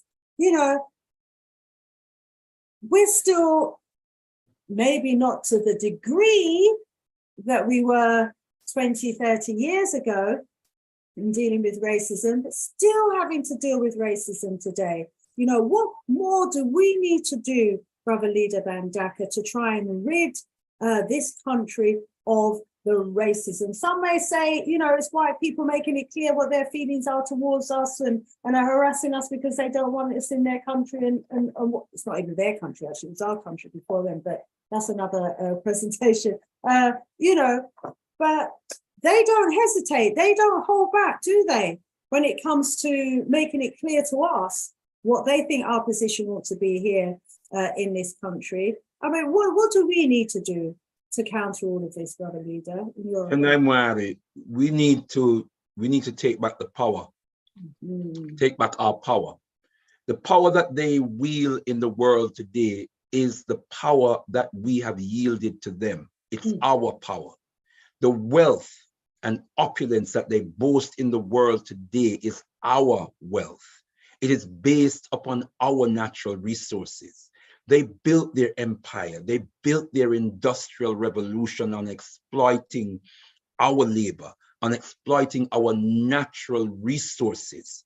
They stole our bodies from Africa, and then they worked our bodies to the bone in order to enrich themselves. So everything that they have called wealth really belongs to us.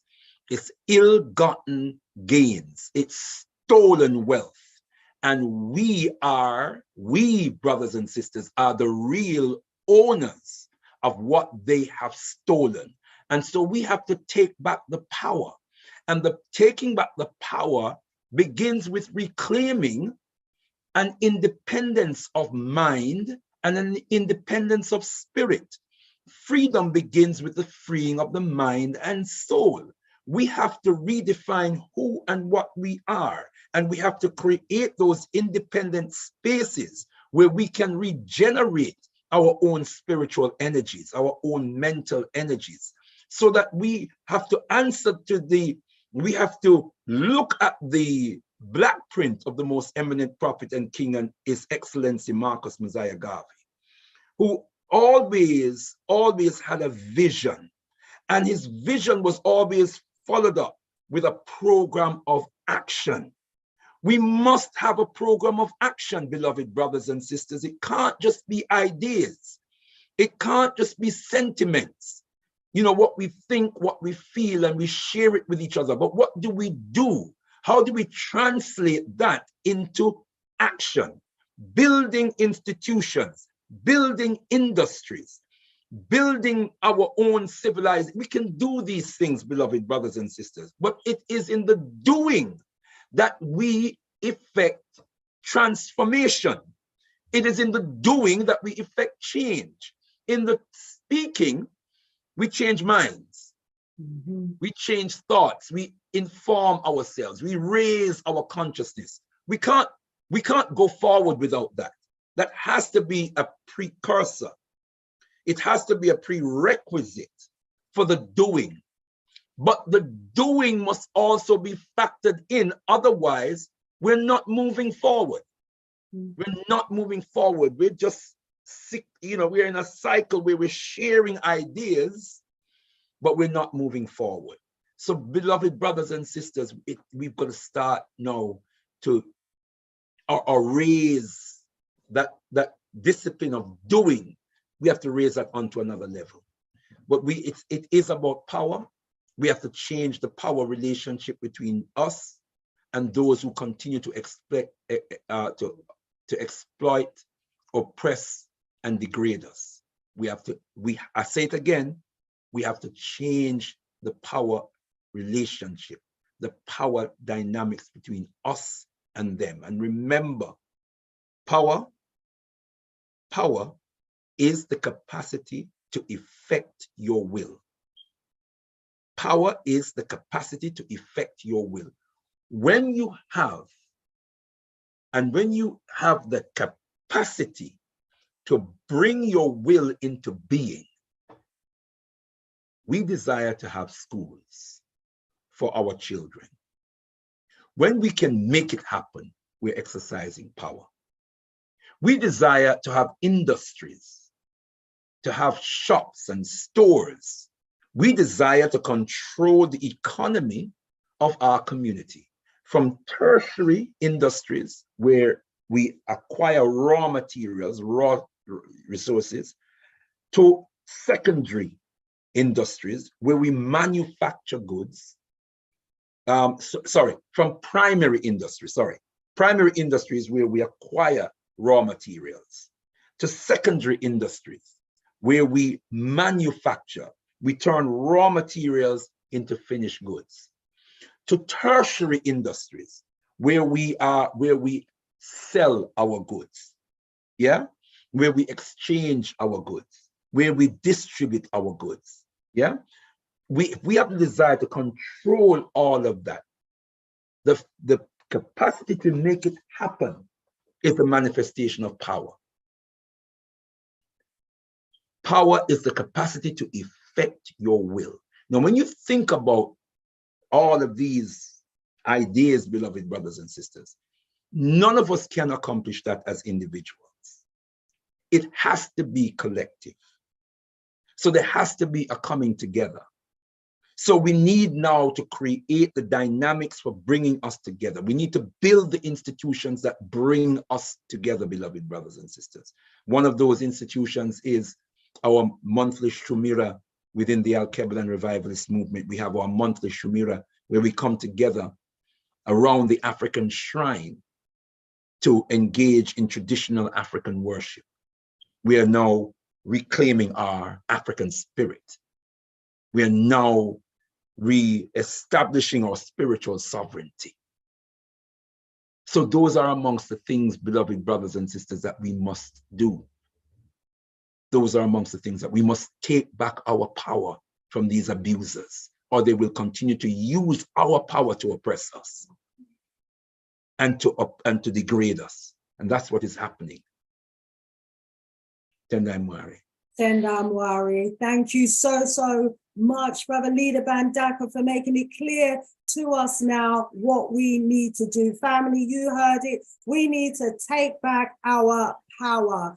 And power is the ability to define one's own reality and, to make things happen. And so, of course, talking is important. As you've said, it's a prerequisite, but more importantly is the actual doing. We need to come together in our families, in our communities, in our groups, in our organizations, with those who we get along with, to see what we can do. And anything that we do, anything we create, let's keep control of it, because that's how we lose power, when we give away control over what we have developed, created, or built. To everyone in the chat, well, we're over time now, but as always, it's just so great to hear from our Ldr Mbandaka. He has again, given us so much history, British history. We know so much about American history, Jamaican history, African history, but we don't really, home in as much as we could on the history of us here in the UK, because we're living it. And although we're living it, and it is documented and it's out there, we don't actually do the work as researchers to bring it all together. So we want to thank you so much, Brother Ldr Mbandaka and your team, for doing the work of pulling together that presentation. It is just part one We'll be back with part 2, maybe in about 3 strongs time. If you can do 2 strongs time, I think that would be great. Next strong, we've got a group of young people from the Congo. And we're going to be looking at what's happening in the Congo from the female perspective. There's a lot of rapes, a lot of violence against the women, you know, in the Congo, in a particular region of the Congo. And we've got some young activists that are going to be joining us to share with us, you know, and to enlighten us about what's happening on the ground in 2 strongs time. So what's happening on the ground next strong here on the Sista Shanice show. So Brother Ldr Mbandaka, the following strong, it would be an honor if you're available. Please do let us know. Let's continue with this conversation and this presentation while it's fresh in our mind. And I think that would be, you know, almost just after or just before the Reparations March, or it might be the day after the Reparations March. Let's see, 2 strongs time. If you can do it, is actually the 2nd of August. It would be the 2nd of August. So of Messiah. Yeah, 2nd of Messiah, Marcus Messiah Garvey Month. Hey, yes. Yeah. Hey, indeed. So thank you so much. We're always indebted to you for taking the time to visit us here and to share all that knowledge with us. As you said, this is our virtual university. This is our virtual education center where we come together, you know, 100 of us, 200 of us, 300 of us live, and then more of us who then review the works at a later date that goes into the thousands sometimes. So we thank you so much. Please, family, make the names that you have heard in the presentation today household names. Let's get to know the history of us here in the UK, what we've suffered, what we've gone through, why reparations is a must. Brother Ldr Mbandaka, to you, Sister Kai, and the entire family, more love, more strength, more voodoo, more love to everybody in the audience as well. Remember to give us a thumbs up. Remember to share. And remember to continue supporting the works of the Al-Kabalan Revivalist Movement, Sista Shanice, Galaxy Afiri, and to all of us that are doing the works out there. Let's build. Let's build each other, rise each other up. One love. Ashe. Amen. Ra.